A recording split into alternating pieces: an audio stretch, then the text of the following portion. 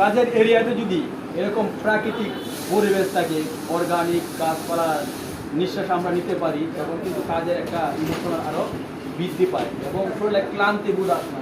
তো আসলে প্রাইভেট সেক্টরে প্রত্যেকটাই অফিসে এরকম গ্রিন পরিবেশ আসলে তৈরি করার দরকার। গ্রিন পরিবেশ তৈরি হলে কি হয়, একটা সজীবতা থাকে, এনার্জি ফিল করা যায় এবং প্রাকৃতিক পরিবেশে কাজ করতে সবাই আসলে স্বাচ্ছন্দ্য বোধ করে। তো আমরা সারা সারা বছরের পর বছর আমরা কি করি, আমরা আসলে একটা জেল কাটার মতন চার দেওয়ালের ভিতরে থাকি, দিনের আলো আমরা দেখতে পাই না, গাছপালার আসলে অক্সিজেন নিতে পারি না, সবুজ গাছপালাগুলো আমরা দেখতে পারি না, না পাইতে পারতে আমরা এখন এক সময় একটা পোল্ট্রি মুরগির মতো হয়ে গেছি। যার জন্য এখন আমি মানে ভাবলাম যে আসলে কর্ম পরিবেশে, কর্মস্থলে কর্ম পরিবেশ তৈরি করা আসলে নিজেদের দায়িত্ব।